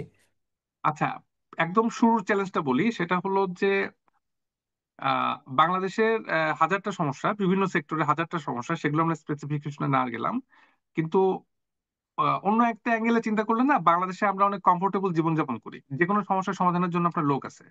আপনার মানে আপনার খাট সেট করবেন, আপনার ওই যে ওদেরকে বললে এসে করে দিবে। ফ্যান লাগাবেন, ইলেকট্রিশিয়ানকে বললে লাগিয়ে দিবে। গ্যাসের চুলা ঠিক করবেন, সব জায়গায় স্টিকার লাগানো থাকে যে গ্যাসের মিস্ত্রি। এখানে না আপনার ছোটখাটো একটা টেকনিশিয়ানের জীবন যাপন করতে হবে, সে আপনি যে পেশায় থাকেন না কেন, সে আপনি হুম। একাডেমিশিয়ান হন, আপনি ইঞ্জিনিয়ার হন, বা আপনি ডাক্তার হন, যেটাই হন, আপনাকে ছোটখাটো একটা মানে ঘর গৃহস্থালী ছোটখাটো টেকনিশিয়ান আপনার একটা রোল প্লে করতে হবে আর কি। তো সেই জায়গা থেকে শুরুর দিকে আমাদের কাছে কিছুটা চ্যালেঞ্জিং ছিল। আমরা যে ফার্নিচারই কিনি সেটা আমাদের অ্যাসেম্বলিং করতে হয়। হুম। তো আমরা এখন শুরুতে ভাবতাম যে এটা কেমনে সম্ভব, যতবার কিনবো ততবার আমরা অ্যাসেম্বলিং করবো, এই সেই ওটা ওটা, বাট এখন এটা সয়ে গেছে আর কি। এই আর হলো চ্যালেঞ্জিং এর তেমন কিছু নাই। আর হ্যাঁ, হেলথ একটা ম্যাটার। হেলথ ইস্যুটা একটুখানি চ্যালেঞ্জিং লাগে আমার এখন পর্যন্ত এই ক্ষেত্রে, যে যদি আপনার ইন্স্যুরেন্স না থাকে তাহলে এটা তুলনামূলক ব্যয়বহুল এবং একটু টেকনিক্যাল। তো ইন্স্যুরেন্স থাকলে এটা আবার সহজ, সমস্যা কিছু নাই। আবার এখানেও আমার মনে হয় যে কিছুটা চ্যালেঞ্জিং। বাংলাদেশে আমাদের কোনো একটা অসুখ বিসুখ হলে আমরা আমাদের পছন্দের ডাক্তারের কাছে চলে যেতাম বা পছন্দের স্পেশালিস্টের কাছে চলে যেতাম। ওটাতে কাজ হচ্ছে না, তাহলে আপনাকে জিজ্ঞাসা করছি যে আপনার পরিচিত কোনো অর্থোপেডিক্স আছে কিনা বা মেডিসিন, সেখানে চলে যাচ্ছি। এখানে এই জিনিসগুলো একটু সিস্টেমেটিক, সিস্টেমেটিক বলতে সেই সিস্টেমেটিকটা হয়তো বা আমাদের কাছে ওই সময়টা, ওই সময়টা অপেক্ষা করাটা একটু আমাদের কাছে অস্থিরতার মনে হয়, এই আর কি। বাট ইন্স্যুরেন্স থাকলে আবার খরচের জায়গা থেকে একটু সুবিধাজনক জায়গায় থাকা যায়। আর হলো এই তো আর কি। আর সবকিছু তো প্রথমে জেনারেল ফিজিশিয়ান দেখেন, তারপরে তার এক্সপার্টের কাছে পাঠান। সো জেনারেল ফিজিশিয়ানের কাছে যদি কাজ হয়ে যায় তাহলে তো আর কোনো কথা নেই, এই আর হুম। কি। এটা একটা ব্যাপার। এই জায়গাগুলো একটু চ্যালেঞ্জিং, একটুখানি হেলথি লাইফ লিড করা এবং একটু সুস্থ থাকার চেষ্টা করা, এটা জরুরি আমেরিকায়। না হলে এই কোনো ঝামেলায় পড়লে একটু অসুবিধা হয়ে যাবে। না না, আপনি একটা চমৎকার জিনিস হচ্ছে যে মেনশন করছেন, যেটা হচ্ছে যে ছোটখাটো ঘর গৃহস্থলীর জন্য টেকনিশিয়ান হওয়াটা জরুরি। কারণ হ্যাঁ, আমি কিন্তু টেকনিশিয়ান দেখছি হওয়াটা যে জরুরি। এই পেশায় যারা আছে তাদের তো প্রচুর হচ্ছে যে মানে ইনকামও কিন্তু প্রচুর তাদের, হ্যাঁ, হ্যাঁ, যারা হ্যাঁ, প্লাম্বিং করে, আপনার হচ্ছে যে হ্যাঁ, হ্যাঁ, এই যে গার্ডেন যে করে, এরকম একটা হ্যাঁ, জিনিস। হ্যাঁ, তো হ্যাঁ, আপনাকে ওই জিনিসপত্রগুলো জানতেই হবে, গাড়ি থাকলে হ্যাঁ, আপনার জানতেই হবে। হ্যাঁ, গাড়ির হ্যাঁ, জানতেই বিষয়গুলো হবে। জানতে হবে। হ্যাঁ, হ্যাঁ, ইন্টারেস্টিং আসলে যেই আম, মজা, কারণ এটা লেবার ইন্টেন্সিভ একটা কান্ট্রি, তো যেটা হ্যাঁ, আমরা জানি যে হ্যাঁ, প্রতিটা লেবারের আসলে খুব এখানে মূল্য দেওয়া হয় এবং সেই হ্যাঁ, পরিমাণ পেশা হ্যাঁ, দেওয়া হ্যাঁ, হ্যাঁ। দেওয়া হয়। তো এবার একটু অন্যদিকে আসি, এই যে আপনি পড়াশোনা করছেন, কি বিষয়ে পড়াশোনা করতে যাচ্ছেন যদি আমাদেরকে একটু বলেন, আপনার সাবজেক্টটা কি? আচ্ছা, আমি আগামী ফল 2025-এ আমার মাস্টার্স প্রোগ্রাম শুরু করতে যাচ্ছি আইওয়া স্টেট ইউনিভার্সিটিতে। আমার প্রোগ্রামটা হলো অ্যানথ্রোপোলজিতে মাস্টার্স। 2 বছরের কোর্স, 2027 সালে শেষ হবে। আর আমি এসেছি হলো 2024-এর আগস্টে। বাই দিস টাইম আমি এখানে জাস্ট অবস্থান করছিলাম এবং পড়াশোনার প্রস্তুতি নিচ্ছিলাম যেন আমি অ্যাডমিশন পাই, এবং গত ফেব্রুয়ারিতে আমি আমার অ্যাডমিশন অফার পেয়েছি। এবং তার পরবর্তীতে, কংগ্রাচুলেশন। হ্যাঁ, থ্যাংক ইউ। এবং এরপরে অ্যাডমিশন অফার পাওয়ার পর থেকে কিছু একাডেমিক প্রসিডিওর থাকে, কাগজপত্র জমা দেয়া, ভিসার স্ট্যাটাস চেঞ্জ করানো, এবং ওদের কিছু ফর্মালিটিস থাকে, চেক ইন ফর্মালিটিস। সেই চেক ইন ফর্মালিটিস গুলো এগুলো টুকটাক চলছে। এগুলো অলমোস্ট শেষের পথে, আমি শেষই বলবো, অলমোস্ট শেষের পথে। তো আগামী 2 মাস হচ্ছে আমার মানসিক প্রস্তুতি অর্জন করা, যে পড়াশোনা শুরু হচ্ছে এই আর কি। না না, গুড, কংগ্রেচুলেশন। আমরা খুবই থ্যাংক ইউ। সাধুবাদ এবং অভিনন্দন জানাই। তো যে অ্যানথ্রোপোলজিতে পড়ছেন, আম, এইটার আপনার কয় বছরের প্রোগ্রাম? 2 বছরের? 2 বছর, 2 বছর মাস্টার্স। বছরের প্রোগ্রাম। হ্যাঁ। একটু যদি বলতেন যে অ্যানথ্রোপোলজিতে পড়া, ধরেন বাংলাদেশ থেকে এসে এরকম একটা রেপুটেড ইউনিভার্সিটিতে অ্যানথ্রোপোলজিতে মাস্টার্স করার, মানে হুম আমরা যদি নিদেন পক্ষে চিন্তা করি এরকম ভাবে, আমরা সবসময় তো চিন্তা করি যে পড়াশোনা করে কি হবে আসলে। হুম আপনার হুম। ভবিষ্যৎ পরিকল্পনাটা যদি নাটশেল, যদি কোনো রিজার্ভেশন না থাকে, যদি একটু বলেন যে কি চিন্তা করছেন, কি করবেন। আচ্ছা, এখানে এখানে যেটা হলো যে এটা আমি এখানে আসার আগেই জানতাম, যখন বাংলাদেশে ছিলাম তখনই জানতাম যে এখানে স্পাউস যারা থাকে, মানে এখানে যারা স্টুডেন্ট তাদেরকে বলা হয় F1। আর যাদের স্টুডেন্টের সাথে যদি তাদের ফ্যামিলি ইনক্লুডেড থাকে, হাজবেন্ড ও ওয়াইফ, তাদেরকে বলা হয় F2। সো এখানে F2 ভিসা হোল্ডার যারা, তাদের এখানে কোনো ওয়ার্ক পারমিট নাই। মানে হুম অড জব, ইভেন জব, কোনো জবেরই কোনো পারমিশন নাই। শুধুমাত্র তারা পড়াশোনা করতে পারবে। এটা স্কুল পর্যায়ে, যেমন ধরেন যে আমি F2, আমার মেয়েও F2, কিন্তু ও স্কুলে পড়তে পারবে, আমি কিন্তু স্কুলে যেয়ে ভর্তি হতে পারবো না। তো আমি পড়তে পারবো আমার লেভেল অনুযায়ী। সো আমি যদি পড়তে চাই এই কোন একটা ইউনিভার্সিটি, তাহলে আমাকে ভিসাটা চেঞ্জ করে নিতে হবে, চেঞ্জ করে আমাকে F1-এ যেতে হবে। হুম হুম। তো এটা একটা ব্যাপার। তো আমি প্রথমত ওই প্রক্রিয়াটা এখন সারছি। মানে অলরেডি হয়ে গেছে কমপ্লিট করা। এটা একটা বিষয়। আর হলো, তো এটা আমার একটা মানসিক প্রস্তুতি ছিল যে ওখানে যাওয়ার পরে আমাকে পড়াশোনা করতে হবে। পড়াশোনা করতে হবে এই কারণে যে আমি জিনিসটা পড়াশোনা করলে ভালো আর কি। ভালো এই কারণে যে একটা বোরডম কাটে প্রথমত। আর দ্বিতীয়ত পড়াশোনা করা মানে তো, মানে পড়াশোনা তো এন্টারটেইনমেন্ট না। ডেফিনেটলি পড়াশোনার মাধ্যমে আপনি অনেক কিছু শিখবেন, অনেক কিছু জানবেন, নতুন অনেক একাডেমিশিয়ানের সাথে পরিচয় হবে, অনেক দেশের স্টুডেন্টের সাথে পরিচয় হবে। আর আমেরিকায় যেটা হয় যে মাস্টার্স পর্যায়ে যারা পড়াশোনা করে তারা কম্পারেটিভলি গ্লোবাল হয়, বিভিন্ন দেশের লোকজন তারা এখানে তাদেরকে অ্যাডমিশন দেয়। তো তাদের সাথে মেলামেশার সুযোগ হবে, তাদের কালচার জানবো, এই আর কি। আর এটা ভবিষ্যতে আমাকে এখানকার জব মার্কেটে আমাকে এস্টাবলিশড হইতে বা ফাইট করতে আমাকে হেল্প করবে। দ্যাটস ওয়াই আমি ইনিশিয়ালি, যদিও আমার পড়াশোনার পারমিট ছিল না, বাট পরবর্তীতে আমি চিন্তা করলাম আসার পরে যে পড়াশোনার জন্য একটু উদ্যোগী হওয়া যায় বা চেষ্টা করা যায় বা পরিকল্পনা বা স্বপ্ন দেখা যায়। সো আমি তখন আর কি পড়াশোনার ব্যাপারে সিদ্ধান্ত নেই, এবং প্রয়োজনীয় যোগাযোগ এবং প্রয়োজনীয় ফর্মালিটি শেষ করার পরে গত ফেব্রুয়ারিতে আমাকে তারা অ্যাডমিশন অফার করে উইথ অ্যাসিস্ট্যান্টশিপ। এবং এবং আরেকটা কথা, অ্যাসিস্ট্যান্টশিপ এই জিনিসটা খুব জরুরি। তারা আমাকে অ্যাসিস্ট্যান্টশিপ সহ অফার করেছে, যেটা আমাকে আমার পড়াশোনার জার্নিটা কন্টিনিউ রাখতে হেল্প করবে আর কি। Tuition wave with assistantship, so এই আর কি। না না, অভিনন্দন আবারও। শুধুমাত্র একটা আরেকটা জিনিস একটু মেনশন করতে চাই, ধরেন এরকম অনেকেই কিন্তু বাংলাদেশ থেকে এখানে আসে হুম হুম F1 F2 হয়ে, কিংবা J1 হুম J2 হুম হয়ে। এই যে যারা হুম আসে, তারা হুম যদি হুম তাদের স্ট্যাটাসটা কোনো কারণে চেঞ্জ করতে চায়, তাদের হুম। ক্ষেত্রে আপনার কি পরামর্শ হবে? তারা কি কোনো লয়ারের সাথে কথা বলবে, নাকি নিজের মতো করেই গবেষণা করে প্রসেসগুলো শুরু করবে? কি বলতে চান তাদের জন্য? কিছু কিছু কাজ নিজে নিজে করা যায়, যেমন মানে এখন তো শুনি যে সব কাজই নিজে নিজে করা যায় যদি আপনার প্রয়োজনীয় ইয়া থাকে। বাট তারপর লয়ারের মাধ্যমে করলে যেটা হয় যে লয়াররা অনেক সময় তাদের হাতে যেহেতু অনেক ধরনের কেস থাকে, অনেক ধরনের এক্সাম্পল থাকে, তো তারা ওইভাবে গাইড করতে পারে। তো ইনিশিয়ালি ছোটখাটো কিছু কাজ, যেমন ধরেন যে ভিসা এক্সটেনশন, তারপরে আমার যেটা ছিল চেঞ্জ অফ স্ট্যাটাস, এই কাজগুলো আমার কাছে মনে হয় নিজেরাই করা যায়। কিন্তু ইন লং রান ধরেন যে কেউ যদি গ্রিন কার্ডের জন্য প্রসেস করতে চায় বা সিটিজেনশিপের জন্য, বা গ্রিন কার্ডের অনেকগুলো ক্যাটাগরি আছে সেগুলো, সেসবের জন্য আমি সাজেস্ট করি যে যেহেতু দূর দেশ, সবকিছু আমাদের ফেভারে নাই, বাংলাদেশে থাকার সময় হয়তো বা আমরা বিভিন্ন বড় ভাই বন্ধু বান্ধবদের কাছে হেল্প চেয়ে চেয়ে বা নক করে করে অনেক ইনফরমেশন জেনে জেনে অনেক কিছু সলভ করে ফেলতে পারি। এখানে যেহেতু অনেক মানে পারিপার্শ্বিক আরো অনেক কিছু ইয়ে টিয়ে থাকে, অনেক বিষয় থাকে, সো এখানে ওই সময়টা নষ্ট না করে লয়ারের সাথে শরণাপন্ন হওয়াটাই বেটার। বাট ছোটখাটো কাজগুলো নিজেরাই করা যায়, যেমন ধরেন আমার চেঞ্জ অফ স্ট্যাটাস বা ভিসা এক্সটেনশন, এগুলো নিজেই করা যায়। প্রয়োজনীয়। ইউনিভার্সিটিও তো অধিকাংশ সময় হেল্প করে আপনাকে, হ্যাঁ, সাহায্য হ্যাঁ, সহযোগিতা হ্যাঁ, করে। হ্যাঁ। প্রত্যেকটা ইউনিভার্সিটির ইন্টারন্যাশনাল অফিস থাকে, ওরাও ওখান থেকে পর্যাপ্তভাবে গাইডেন্স এবং পরামর্শ দিয়ে সহায়তা করে।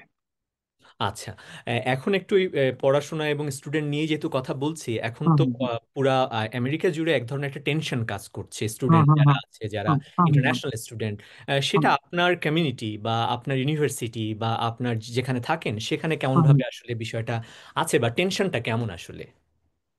টেনশন ডেফিনেটলি ছিল।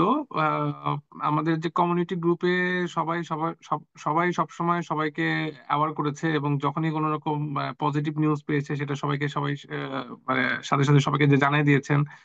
এবং সবাই সবাইকে যে কমপ্লায়েন্স গুলো আছে, মানে স্টুডেন্টশিপ ধরে রাখার জন্য, বা কি কি কারণে ভিসাগুলো রিভোক করছে, বা কি কি বিষয়গুলো তারা মনিটর করছে, এই বিষয়গুলো যেন কেউ না ঘটায়, বা এই বিষয়গুলো নিয়ে যেন সবাই অ্যাওয়ার থাকে, সেই বিষয়গুলো নিয়ে সব কমিউনিটির সাথে সবসময় নলেজ শেয়ারিং এবং ইনফরমেশন শেয়ারিং এর বিষয়টা ছিল। এবং সেখানে কিছু এক্সাজারেটেড নিউজও ছিল, কিছু ফেক নিউজও ছিল, আবার কিছু অথেন্টিক নিউজও ছিল। ডেফিনেটলি সেটা যেহেতু আমি সাবেক গণমাধ্যম কর্মী, সো আমি জিনিসগুলোকে ফিল্টার করতে পারতাম, বাট সবাই হয়তো এক্স্যাক্টলি। ফিল্টার করতে পারতো না। বাট যে কারণে মানে যাই হোক বিষয়গুলো, যে সতর্ক থাকাটা ভালো। তারা এখন যে নিউজের ভিত্তিতেই হোক, যদি সতর্ক থাকে তাহলে ভালো। সো কমিউনিটির হেল্পটা এখানে ছিল, কমিউনিটি সবাইকে সবসময় অ্যাওয়ার করেছে যেন এখান থেকে কারো যেন কিছু না হয়, হলে হয়তোবা আপনি একটা ব্যক্তিগত একটা বিপদে পড়ছেন, সেটাতে হয়তোবা আমি আপনাকে হেল্প করতে পারি, কিন্তু যখন আপনি ইমিগ্রেশনের সাথে স্টেটের সাথে ঝামেলায় পড়ে যাবেন, তখন কিন্তু আমার এখানে কিছু করার নাই সম্ভব না, সাহায্য নেওয়া এক্স্যাক্টলি। ছাড়া। হ্যাঁ। তো সবাই সবাইকে এই মেসেজটাই দিতে পারি, যে সবাই যেন একটু সাবধানে থাকেন, বা সবাই যেন কমপ্লায়েন্স গুলো মেনটেন করেন, এই আর কি। আর মুখ ফুটে কেউ কিছু বলতো না যে এটা করেন না সেটা করেন না, ওটা তো সবাই জানে যে কি করলে কি হবে, কি করলে কি না হবে। বাট এই আর কি, আমার মনে মোটামুটি। হয় এটা একটা ভালো একটা উদাহরণ আমি এইখানে একটু যোগ করতে চাই, যারা আমাদেরকে শুনছেন, যে আপনি ইন্টারন্যাশনাল স্টুডেন্ট হলেই যে আপনাকে ডিপোর্ট করে দিবে বা ভিসা রিভোক করবে এরকম হ্যাঁ, না, হ্যাঁ, আনলেস বিষয়টা এন্ড এরকম না। আনটিল আপনি কোনো ক্রাইমের সাথে সংযুক্ত হচ্ছেন, হ্যাঁ, কোনো খারাপ হ্যাঁ, কাজ করছেন, হ্যাঁ, তখনই কিন্তু এটার আশঙ্কা অনেক বেশি। সো হ্যাঁ, আমার মনে হয় হ্যাঁ, আপনি আপনার ভিসা স্ট্যাটাস ধরে রাখার জন্য সব সময় যদি নিয়ম মেনে চলেন, ঠিকঠাক মতো হ্যাঁ, থাকে, কোনো কোনো সমস্যা নেই। গভর্নমেন্টই আপনাকে কোনো ধরনের না, ঝামেলা করবে না। না, কিছু করবে না। তো লতিফ ভাই, আমরা তো নিবিড় ভাই, আমরা তো মোটামুটি একটু আহ, কাছাকাছি চলে আসছি শেষের পথে। একটু জানতে চাই যে কি মিস করেন বাংলাদেশ থেকে এখানে আসার পরে, মানে সব থেকে কি মিস করেন, কি কি মিস করেন? যদি শুধু কি মিস করেন না করে বলে জানতে চাই যে কি কি বিষয় আসলে মিস করেন। আমি জানি হাজারটা জিনিসপত্র মিস করা হয় হ্যাঁ, আমাদের। একদম যদি খুব বেসিক থেকে শুরু করি, পরিবার ডেফিনেটলি। পরিবার, নিজের পরিবার এবং ইনলস পরিবার, আহ, সেটা আমার ওয়াইফের জায়গা থেকে বা আমার জায়গা থেকেও। ফ্যামিলি তো সবার প্রথম মিস করবো, কারণ ফ্যামিলি আমাদের শেষ আশ্রয়, বা ফ্যামিলি থেকে আমাদের শুরু হয়। আর হলো আরেকটা জিনিস মিস করি, সেটা হলো আড্ডাবাজি। আড্ডাবাজি খুব মিস করি আমি। আহ, খুব বেশি মাত্রায় আড্ডাবাজ টাইপের মানুষ না, মানে বিষয়টা এরকম না যে প্রতিদিন সন্ধ্যায় আড্ডা না দিলে আমার রাতে ঘুম হচ্ছে না, বিষয়টা এরকম না। বাট আমি নিয়মিত বিরতিতে আড্ডা দিই, এবং নিয়মিত বিরতিতে আড্ডা দিই, এবং আমার কোনো সার্কেলই আমাকে অনিয়মিত বলতে পারবে না, যে ওর তো কোনো খোঁজ নাই, ওকে তো অনেকদিন ধরে দেখা যাচ্ছে না, বিষয়টা এরকম না। আচ্ছা। আমি নিয়মিত বিরতিতে আমি সবখানে হাজির হই, এবং সবখানে মানে, তো সেই জিনিসটা মিস করি ডেফিনেটলি। বিশেষ করে সান্ধ্যকালীন আড্ডা, মানে অফিস হুম। থেকে ফেরার পথে। আহ যখন আপনি এটা রেকর্ড করে করবেন, পাবলিশ করবেন, আমি জানি না আমার এক্স কলিগরা এটা দেখবে কিনা, বা আমি তাদের সাথে ডেফিনেটলি শেয়ার করব। আমি আমার এক্স কলিগদেরকে মিস করি, কারণ অফিস শেষে সন্ধ্যার সময় তাদের সাথে আমরা আড্ডা দিতাম, এই জিনিসটা খুব মানে মনে পড়ে আর কি। আমার ইউনিভার্সিটি ফ্রেন্ডদের সাথে আড্ডা দিতাম। এটা হয়তো বা সবাই তাদের কর্মব্যস্ততার কারণে, তারা আবার বিভিন্ন জন বিভিন্ন সেক্টরে আছে, তো হুম। তাদেরকে অ্যাকুমুলেট করতে একটু সময় লাগতো। সেটা ধরেন যে মাসে একবার বা মাসে দুবার হয়তো বা দিতাম, বা সেটাও নিয়মিত বিরতিতে দিতাম। তো ওই ওই জায়গাটা মিস করি ডেফিনেটলি। আর হলো ফ্যামিলি, মানে বাংলাদেশে যখন ছিলাম তখন তো ঢাকায় থাকতাম, ফ্যামিলি থাকতো অন্য জেলায়, বগুড়ায়, উত্তরবঙ্গে। তো সেখানে যে সবসময় থাকতাম তা না, হয়তো বা 2 মাসে 2.5 মাসে একবার যেতাম, বা 1 মাসে 1.5 মাসে একবার যেতাম। বাট এটা আমি জানতাম যে আমি চাইলেই যেতে পারি, মানে আমি চাইলেই যেতে পারি, বা কোনো একটা বৃহস্পতিবার রাতে আমি টিকিট কেটে চলে যেতে পারি। সেটা আমি যাচ্ছি কি যাচ্ছি না সেটা আলাদা বিষয়। এখানে তো আমি সেটা করতে পারছি না। তো দ্যাটস ওয়াই ফ্যামিলিটা এক্স্যাক্টলি। সবচেয়ে গুরুত্বপূর্ণ, হুম হুম। ফ্যামিলিটা সবচেয়ে গুরুত্বপূর্ণ। আর হলো ওই যে শুরুতে যেটা বলছি যে আমি বাংলাদেশের ওই যে ছোট মাছ টাছ এই আচ্ছা, মাছ, জিনিসগুলো খুব মিস exactly. করি। হ্যাঁ, তো ছোট মাছ বগুড়ার গুলো। খাবারও তো অনেক কিছু আছে, যেমন বগুড়ার ছোট আলু ভর্তা। এটা তো, হ্যাঁ, আপনি এটা জানেন? হ্যাঁ অবশ্যই। হ্যাঁ, ছোট আলু। আমার বগুড়ার আব্বু। কোনো বিশেষ খাবার আছে কিনা যেটা আপনি মিস করেন? আলু ঘাটি, আলু ঘাটি। আলু ঘাটি, অফ কোর্স। হ্যাঁ, হুম হুম। হ্যাঁ, ওটা ওটা হলো আপনি যে কোনো আলু দিয়ে বানাতে পারেন, বাট ওটা ওই বগুড়ার আলু দিয়ে খাইলে একটু ভালো হয়। আমার আব্বু আমাকে জিজ্ঞাসা করে যে আহ, যে ওয়ালমার্টে আলু পাওয়া যায় কিনা। হ্যাঁ, আলু পাওয়া যায়। কয় যে তখন বলতেছে যে আমাদের ওই আলুগুলা পাওয়া যায়, লাল লাল রঙের ছোট আলুগুলা পাওয়া যায়। আমি বললাম যে দেখি মাঝে মাঝে, বাট ওটা যে খেতে ওরকম হবে কিনা সেটা আমি বলতে পারি না আর কি। বিভিন্ন রকম আলু পাওয়া যায় হুম হুম। এই আর কি। তো ওই জিনিসটা ডেফিনেটলি ওটাকে বলে হাগরাই আলু আর কি, একটু আঠালো টাইপের হয়, একটু ভর্তা আঠালো খেতে টাইপের, হ্যাঁ হ্যাঁ। আঠালো টাইপের হয়। তো ওই আর কি। মিস তো করা নিয়েই কথা বলছিলাম। আপনি তো আড্ডা এরকম নিয়মিত বিরতিতে দেন, বাট দেন ডেফিনেটলি আপনি আপনার সহকর্মীদের সাথে আড্ডা দিতেন, আপনার হ্যাঁ, ইউনিভার্সিটির বন্ধুদের সাথে আড্ডা দিতেন। হ্যাঁ, তো হ্যাঁ, আড্ডার যে জায়গাগুলো, যেমন ধরেন বলি যে ঢাকা ইউনিভার্সিটি, টিএসসি হ্যাঁ, হ্যাঁ, চত্বর, হ্যাঁ, তারপর লাইব্রেরির সামনে, সো হ্যাঁ। এই যে জায়গাগুলোর আড্ডা, এগুলোর সাথে তো ফুডও অনেক বেশি সম্পৃক্ত। ফুড অনেক এগুলো বেশি নিয়ে সম্পৃক্ত যদি হয় একটু বলতেন definitely। কেমন ভাবে মিস করেন, বা বাসায় এগুলো বানান কি? বাসায় মাঝে মাঝে এক্সপেরিমেন্টালি ট্রাই করা হয়, বাট এখানে তো ব্যস্ত জীবন। এক্সপেরিমেন্টালি ট্রাই করা হয় নিয়মিত ইয়েতে না। বাট মাঝে মাঝে ছুটি থাকলে বা উইন্টার ভ্যাকেশনে, বা এখন সামার চলছে, বা এখানে আরেকটা ব্রেক থাকে স্প্রিং ব্রেক, স্প্রিং সেমিস্টারের মাঝে, তখন মাঝে মাঝে ট্রাই করা হয়। আমার ওয়াইফ আমাকে বেশ এনকারেজ করে এবং নিজেও এগুলো করতে খুব ইন্টারেস্টেড ফিল করে। আমিও যথাসাধ্য চেষ্টা করি তাকে হেল্প করতে। তারপরে থ্যাঙ্কস গিভিং এ একটা ব্রেক থাকে আপনার নভেম্বরে, হুম হুম। থ্যাঙ্কস গিভিং ডে এক সপ্তাহের মতো। তো ওই সময়গুলোতে এইগুলো করা হয়, কিন্তু রেগুলার বেসিসে অতটা সুযোগ নেই, কারণ এখানে সবারই ব্যস্ততা। আহ, আমার ওয়াইফ তো অলরেডি একাডেমিতে আছে পড়াশোনা নিয়ে, ভবিষ্যতে তো আমিও ব্যস্ত হয়ে যাবো, তো তখন কতটুকু পারবো সেটা আমি জানি না। বাট ডেফিনেটলি চেষ্টা থাকবে যে ওই মানে ওই লোকাল ফুড গুলোকে মাঝে মাঝে ট্রাই করার আর কি, বা একটু এক্সপেরিমেন্ট ট্রাই করার। চা খাওয়াটা খুব মিস করি, রেগুলার চা খাই, আপনার সাথে মিটিং এ বসার আগে আমি চা খাইছি, আচ্ছা। কিন্তু ওই যে দোকানে দাঁড়ায় যে চাটা খাওয়া কাঁচের গ্লাসে করে, এটা ডেফিনেটলি মিস করি। এবং অসম্ভব, এটা কোনো জায়গায় পাওয়া এবং যাবে না। হ্যাঁ, হ্যাঁ, হ্যাঁ।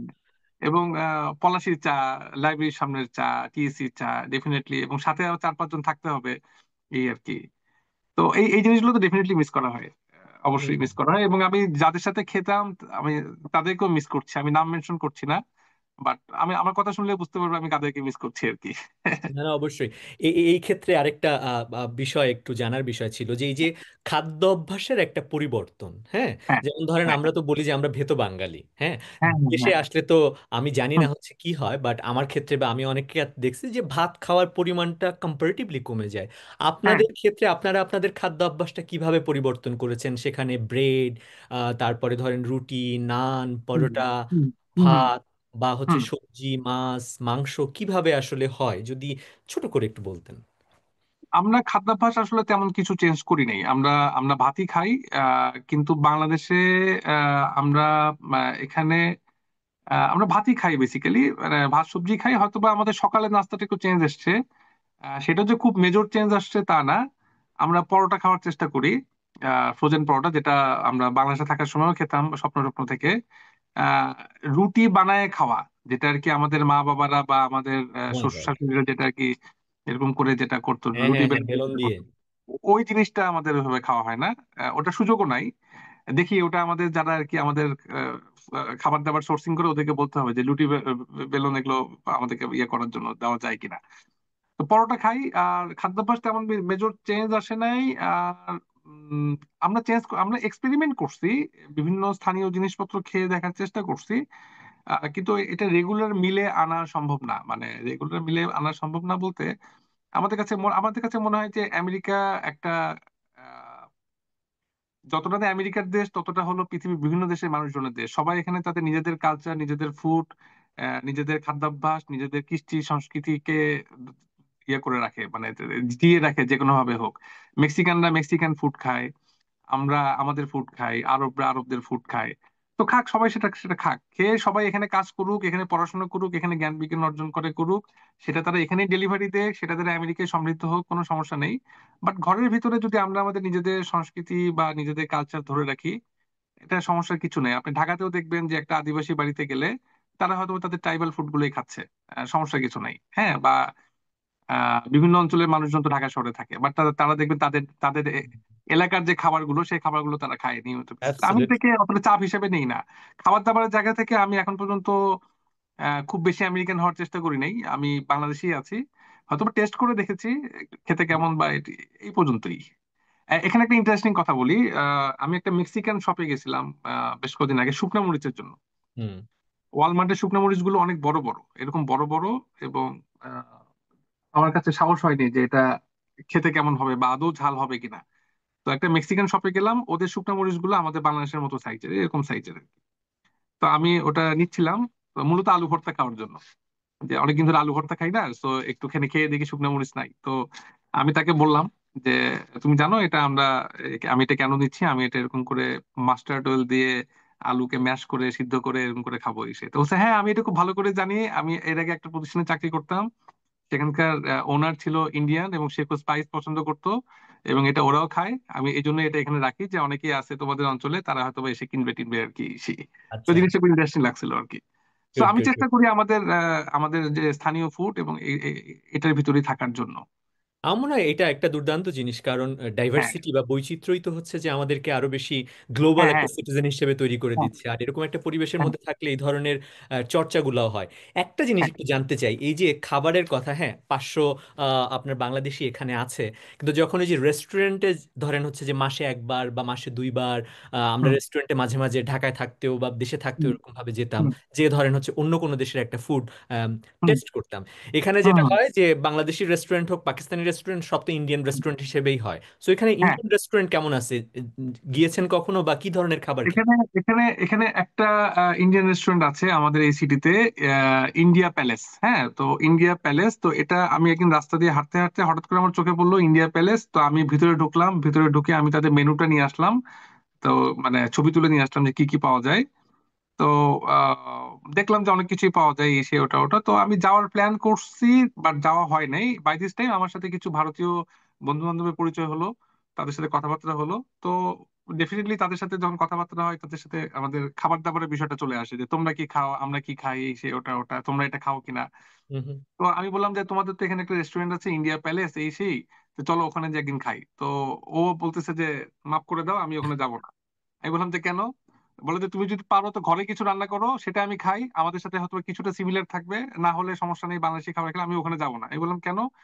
তো ও বলছে যে জাস্ট নামটা ব্যবহার করতেছে ইন্ডিয়া প্যালেস, কিন্তু ওটার ভিতরে যে খাবার দাবারের যে স্টাইলটা বা রন্ধন প্রণালী, কোনোটাই আসলে আমাদের ইন্ডিয়ার মতো না। হয়তোবা এর এখন বিদেশে তো এরকমই হয় যে সবকিছু তার দেশের মতো হবে না। বাট হ্যাঁ, ওদের আমি তো সব ধরনের কাস্টমারকেই হচ্ছে যে হ্যাঁ, হ্যাঁ, ক্যাটার তবে করতে হবে। রিসেন্টলি রিসেন্টলি আইওয়ার অ্যানকেনি নামক একটা শহর আছে, অ্যানকেনি, এইমস এর মতোই, এখান থেকে 30 to 40 মিনিটস এর ড্রাইভ।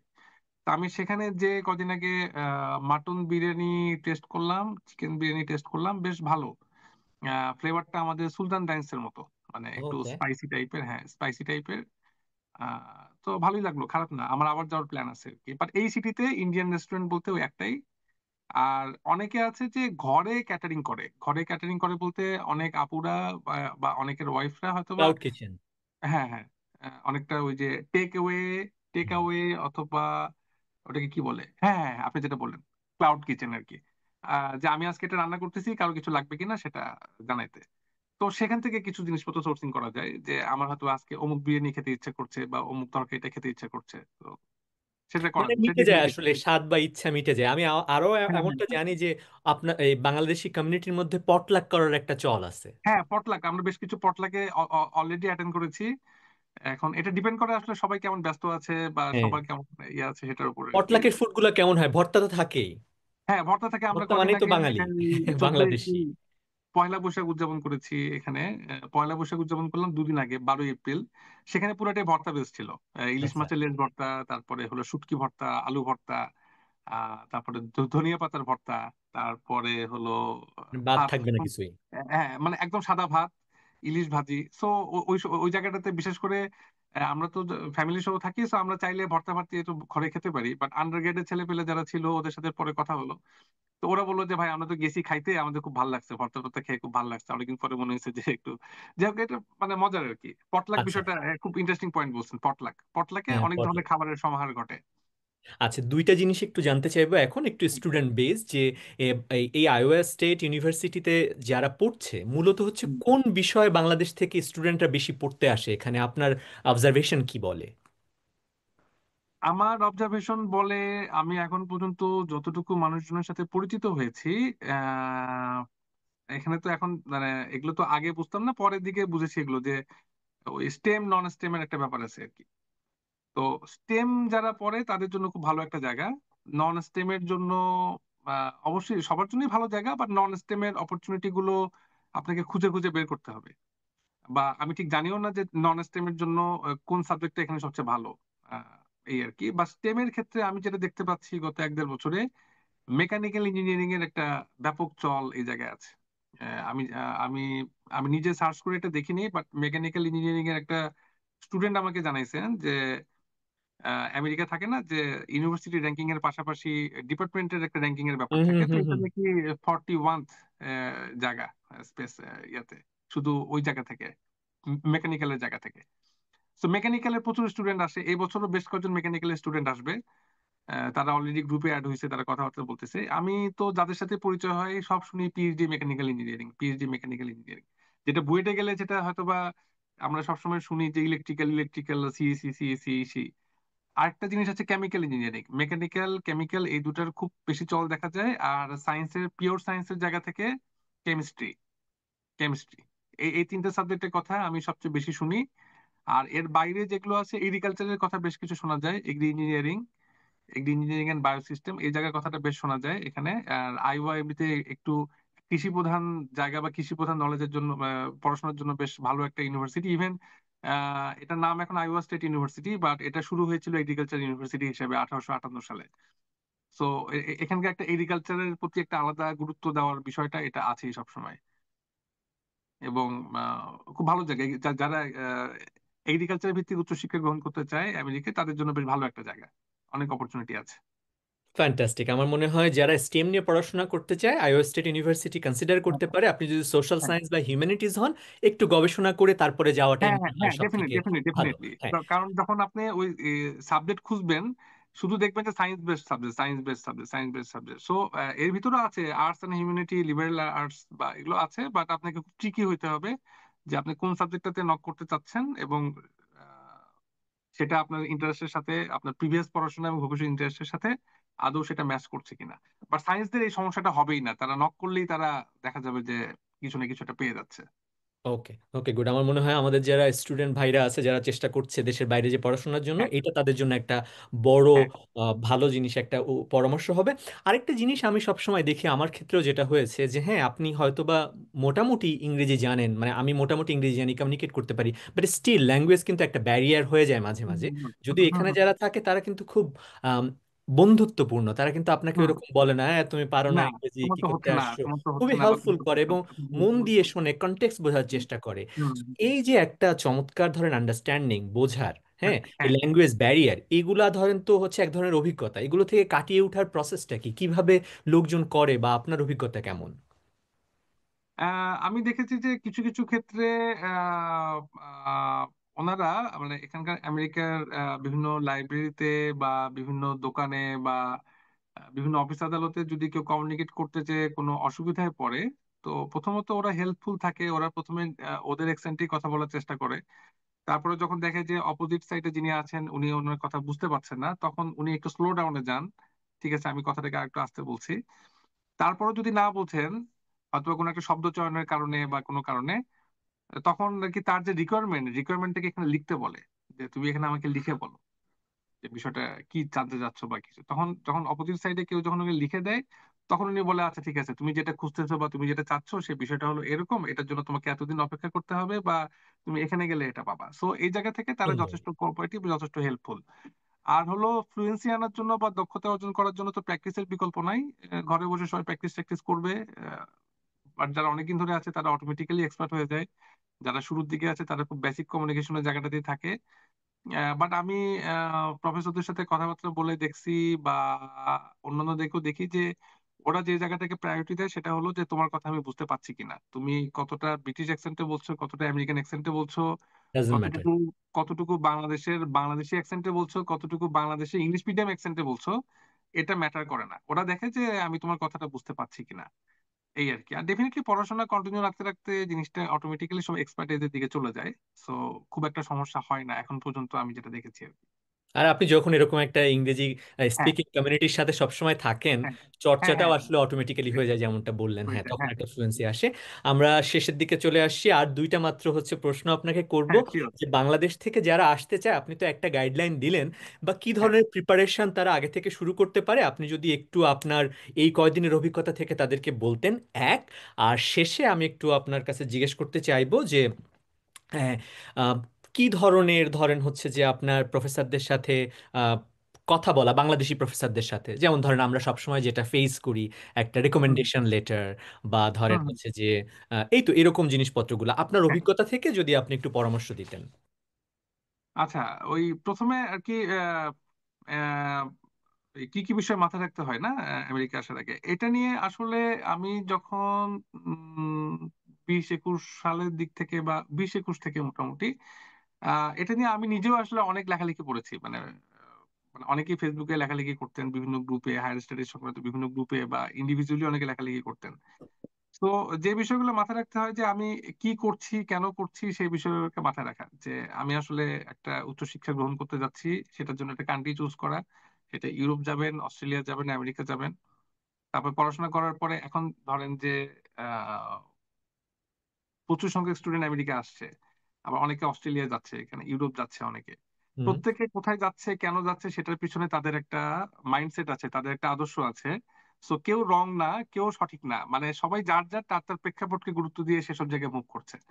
সো আচ্ছা, ঠিক আছে, করছে। এখন একটা সবার প্রথম লাগে যেটা গোল সেট করা আর কি। হ্যাঁ, গোল সেট করা যে আমি অমুক বছরের অমুক সেমিস্টারে আমি এনরোল করব। সেটা এখন ধরেন যে কেউ যদি ফল 2025-এ ইয়ে করে, মানে আমি যেটাতে এনরোল করছি ফল 2025, এটা ধরেন যে মে মাস। তা আমার কাছে মনে হয় তার কাজ শুরু করা উচিত 24 সালের জানুয়ারি ফেব্রুয়ারি থেকে, আচ্ছা। অন্তত 1.5 বছর আগে থেকে। এখন সে যদি হঠাৎ করে ডিসেম্বরে, 24-এর ডিসেম্বরে এসে, বা 24-এর জানুয়ারিতে এসে মনে করে যে আমি ফল 2025-এ এনরোল করব, তো সেটা সে করতে পারে। আহ, হয়তোবা অনেক ডিপার্টমেন্টের ডেডলাইন গুলো ডিসেম্বরে শেষ হয়ে যায়, কিছু কিছু ডিপার্টমেন্টের ডেডলাইন জানুয়ারি, ফেব্রুয়ারি বা মার্চেও থাকে। ইভেন অনেক সময় প্রফেসররা বলে যে ঠিক আছে, ডেডলাইন পার হয়ে গেছে, তুমি অ্যাপ্লাই করো, দেখি কি করা যায়। একদম যে ক্লোজ করে দিবে তা না, বাট ওটা আপনাকে ইনফর্ম করে অনেকে পরেও অ্যাপ্লাই করে, আমি এখানে দেখছি। বাট সেসব ক্ষেত্রে ফান্ডের নিশ্চয়তা কমে যায়, ফান্ড পাওয়ার নিশ্চয়তা কমে যায়, বা অ্যাডমিশন দেয় কিন্তু বলে যে তুমি সেলফ ফান্ডে পড়ো। এখানে একটা বিষয় আছে, সেলফ ফান্ড আর মানে সেলফ ফান্ডে অনেকে পড়তে চায়, বাট সেটা একটু চ্যালেঞ্জিং বলে মনে হয় আমার কাছে। আর কেউ যদি সলভেন্ট হয়, সে কেউ যদি ক্যাপাবল হয়, তাহলে সে পড়তে পারে, কোনো সমস্যা নেই। সো ওই বিষয়গুলোকে মাথায় রাখা আর কি, যে আমি কতদিন আগে প্রস্তুতি শুরু করছি, আমার আমার যে যে জিনিসগুলো প্রয়োজন সেই বিষয়গুলো ঠিকঠাক মতো থাকছে কিনা, আমার ইংলিশের স্কোর টোর ঠিকঠাক মতো আছে কিনা, মেয়াদ কতদিন আছে, অনেকের স্কোর থাকে কিন্তু ওটা ভ্যালিডিটিটা শেষের পথে থাকে, সেই জিনিসটা ঠিকঠাক মতো আছে কিনা। নিজের পছন্দের জায়গাটা বের করা, এই জিনিসটা সবচেয়ে গুরুত্বপূর্ণ, যে আমি আসলে কি পড়েছি, কি করতে চাই, সেটার সাথে এই ইউনিভার্সিটির প্রোফাইলটা ম্যাচ করছে কিনা। আমেরিকায় আবার যেটা হয় কি, যে একই ডিপার্টমেন্ট, এক এক ইউনিভার্সিটি এক এক স্টাইলে পড়ায়। সো ওই জিনিসটা ম্যাচ করানো, যে আমি আসলে কিভাবে পড়তে চাই, সেটা কোন ইউনিভার্সিটি আমাকে ইয়া করাবে, এনরোল করাবে, আমাকে ভবিষ্যতে রোল করাবে, সেই জিনিসটা একটু খেয়াল রাখা জরুরি। আর এলওআর এর ক্ষেত্রে যেটা হয় যে এখানে বসে, আমেরিকায় বসে আমাদের কাছে এটা মনে হয়, বা অনেক সময় বাংলাদেশের ক্ষেত্রে এটা আমার মনে হয় যে জিনিসটা খুব সহজ, জিনিসটা আসলে সহজ না ওটা। অনেক সময় হয় কি যে আহ, আমরা মনে করি যে স্যাররা দিচ্ছে না কেন এটা, আমরা তো একটা এলওআর, আপনি হুম। যখন অ্যাডমিশন পোর্টালে যাচ্ছেন একটা জায়গায় গেলে, ও, আমাদের প্রফেসরদের কাছে অটোমেটিক্যালি ইমেইল চলে যায় যে অমুক স্টুডেন্ট এখানে অ্যাপ্লাই করছে, তার ইলেকট্রনিক্যালি তার এলওআরটা তোমাকে দেওয়ার জন্য রিকোয়েস্ট করা হলো। তো স- অনেক সময় দেখি যে বিভিন্ন হায়ার স্টাডিজ গ্রুপে স্টুডেন্টরা বেশ মন খারাপ করে যে এটা ঝুলে আছে, বাট আমার কাছে মনে হয় এখানেও মাসখানেকের সময় রাখাটা জরুরি। মাসখানেকের সময় রাখা জরুরি, 1-2 সপ্তাহ না, কারণ তাদেরও নানা রকম ব্যস্ততা থাকে, ক্লাস নেওয়া থাকে। তারপরে হচ্ছে তাদের আহ, ঢাকা শহরের ব্যস্ততা, বাংলাদেশের ব্যস্ততা, আমেরিকার ব্যস্ততা একরকম না, আর ডেফিনেটলি আর এরকম কি। কত ইমেল তো তাদের কাছে যায়, কত হ্যাঁ, এলো কত কত ইমেল, তাই ইমেইলই না? তাদের কাছে যায়। তো হাতে সময় রাখাটা জরুরি। এবং আরেকটা জিনিস এটা হলো যে কেউ যদি একাধিক ইউনিভার্সিটিতে অ্যাপ্লাই করে, আমি নিজে এটা করতে পারিনি, বাট কেউ যদি একাধিক ইউনিভার্সিটিতে অ্যাপ্লাই করে, তাহলে ওই টাইম লাইন গুলোকে একটা কমন ফ্রেমে নিয়ে এসে, এবং ওই একাধিক ইউনিভার্সিটিতে যদি ওই কয়েকজন টিচারেরই এলওআর ইউজ করতে চায়, তাহলে সেগুলোকে একসাথে করে নিয়ে এসে একসাথে তাদের কাছে এলওআর গুলো গেলে তারা বারবার এটা দেওয়ার জন্য বিরক্ত হবেন না। দেখা গেল ফ্যান্টাস্টিক। যে, হ্যাঁ, দেখা গেল যে আজকে একটা চাচ্ছি, 1 সপ্তাহ পর আবার বলছি স্যার আরেকটা দেন, স্যার আরেকটা দেন। যদিও আমার মানে আমার যারা শ্রদ্ধেয় শিক্ষক তারা আমার ক্ষেত্রে খুবই কম্প্যাশনেট ছিলেন, এবং আমাকে বলেছিলেন যে তোমার যত জায়গায় অ্যাপ্লাই করা লাগে, যতভাবে অ্যাপ্লাই করা লাগে তুমি করতে থাকো, আমি দিয়ে দিব, কোনো সমস্যা নেই। তো আমি দারুণ। তাদের কাছে আহ আন্তরিকভাবে ধন্যবাদ এবং কৃতজ্ঞতা জানাই। যদি তারা কখনো এটা দেখেন, তাহলে আমার পক্ষ থেকে কৃতজ্ঞতা এবং ধন্যবাদ। অবশ্যই, অবশ্যই নিবিড় ভাই, অনেক ধন্যবাদ আপনার সময়ের জন্য। শেষ বেলায় জাস্ট একটু বলতে চাই, যদি আপনি আপনার এই গল্প বলার মাধ্যমে আহ, দেশে কাউকে মিস করতে চান, কারোর জন্য কোনো শুভেচ্ছা বাণী দিতে চান, আমাদের মাধ্যমে আপনি দিতে পারেন। আমাদের এই ভিডিও যখন তারা দেখবে, আশা করি হচ্ছে যে আপনার শুভেচ্ছা বাণী তারা গ্রহণ করবে। আচ্ছা, প্রথমত আমি আমার পরিবারের সদস্যদেরকে আবারও ঈদের শুভেচ্ছা জানাই। আপনার সাথে কথা শুরু হওয়ার একটু আগে তাদের সাথে কথা হয়েছে, আবারও ধন্যবাদ জানাই। এটা অন্য একটা প্ল্যাটফর্মে তারা আমার কাছ থেকে একটা শুভেচ্ছা বার্তা পেলো। আমার সমস্ত ভাই বোন সবাইকে, মানে আমরা এক ভাই এক বোন, দুজনেই এখন আমেরিকায়। বাট আমার যারা মানে বাংলাদেশে যারা আমাকে ভাই বোন হিসেবে মনে করেন, বা বন্ধু বান্ধব, আমার কাজিন, সবাইকে ঈদের শুভেচ্ছা। তারপরে আমি আমার সাবেক 2 কর্মস্থলের সহকর্মীদেরকে খুব মিস করি, যমুনা টেলিভিশন এবং SBC bank, south Bangla agriculture commerce bank limited নামে যেটা আগে পরিচিত ছিল। সো আমি সেই কলিগদেরকে মিস করি, তাদেরকে ঈদের শুভেচ্ছা জানাচ্ছি। এবং আমার ইউনিভার্সিটির ফ্রেন্ডদেরকে আমি মিস করছি। প্রতি বছর আমরা একটা ইফতার পার্টি করতাম আহ, রমজান মাসে। এবার আমরা না থাকা, এবার আমরা উদ্যোগ নিতাম প্রতি বছর, বাট আমরা এবার না থাকার কারণে সেটা হয় নাই। সো ওই ইফতার পার্টি মেমোরি গুলো যখন আসে তখন আরো খারাপ লাগে যে আমরা ওই একটা দিন মিট করতাম আর কি, আগে পরে যে কোনো সময়। সো আমার ইউনিভার্সিটি বন্ধু বান্ধব তাদেরকে আহ, শুভেচ্ছা জানাচ্ছি, ঈদের শুভেচ্ছা। আর হলো পরিচিত অপরিচিত আরো অনেকেই ছিলেন যাদের সাথে হয়তো বা ইউনিভার্সিটি বা পেশাগত জায়গা থেকে তাদের সাথে আমার ঘনিষ্ঠতা ছিল না, কিন্তু এমনিতে ব্যক্তিগতভাবে যথেষ্ট ঘনিষ্ঠতা ছিল, বিভিন্ন কারণে ঘনিষ্ঠতা তৈরি হয়ে গিয়েছিল। তো তাদেরকেও ঈদের শুভেচ্ছা জানাচ্ছি। সবাইকে, বাংলাদেশের প্রত্যেকটা মানুষকে ঈদের শুভেচ্ছা, যারা অন্তত আমাকে একবার হলো নামে চেনেন। এবং সবাইকে ধন্যবাদ এবং কৃতজ্ঞতা। তারা আমার জন্য অসম্ভব দোয়া করেছেন, অসম্ভব শুভকামনা জানিয়েছেন। যদিও আহ দোয়া এবং শুভকামনার সাথে সাথে এখানকার যে প্রচেষ্টা, সেই প্রচেষ্টাটাও জরুরি। বাট ডেফিনেটলি অনেক মানুষের গুড উইশ আপনার সাথে আছে, এই জিনিসটা মাথায় থাকলে আপনি ডেফিনেটলি একটা ইনার স্ট্রেংথ পাবেন। সো সবাইকে ধন্যবাদ আমাকে আহ তাদের গুড থটসে রাখার জন্য। নিবিড় ভাই, অবশ্যই আমার মনে হয় যে আমরা আপনার উত্তরোত্তর সাফল্য, সমৃদ্ধি এবং হচ্ছে যে ভালো জীবন কামনা করি সামনের দিনগুলোতে। আহ, জানি না ঈদের শুভেচ্ছাটা আসলে ততদিন পর্যন্ত সতেজ থাকবে কিনা আমরা যখন এটা পোস্ট করতে যাব, বাট যে হ্যাঁ। কোনো ধরনের শুভেচ্ছাই আমার মনে হয় আমাদের দর্শক বা আমাদের যারা আছে হুম, নিবিড় হুম। ভাইয়ের সাথে সম্পৃক্ত, তাদের সাথে। নিবিড় ভাই, আপনাকে আবারও অনেক অনেক ধন্যবাদ আমাদেরকে সময় দেওয়ার জন্য। আমরা এখানেই আজকে শেষ করছি। শুধু যাওয়ার আগে দর্শক আপনাদেরকে বলে রাখি, এই গল্প শুধু নিবিড় লতিফুল বাড়ির নয়, এটি আমাদের সবার, যারা জীবনের একটা অধ্যায় রেখে এসেছি দেশের মাটিতে, আর হুম, নতুন হুম। অধ্যায় শুরু করছি নতুন এক অজানা ভূমিতে বা নতুন একটা জায়গায়, সেটা দেশের ভিতরে হোক, দেশের বাইরে হোক, যেখানেই হোক। তো আমাদের সাথেই থাকুন, শুনুন বিদেশের গল্প, যেখানে প্রতিটা গল্প এক একটা অনন্য যাত্রা, যেখানে আমরা গল্প বলি স্বপ্নের পেছনে ছুটে চলা মানুষের। সবাই ভালো থাকবেন, সুস্থ থাকবেন, আনন্দে থাকবেন। ধন্যবাদ।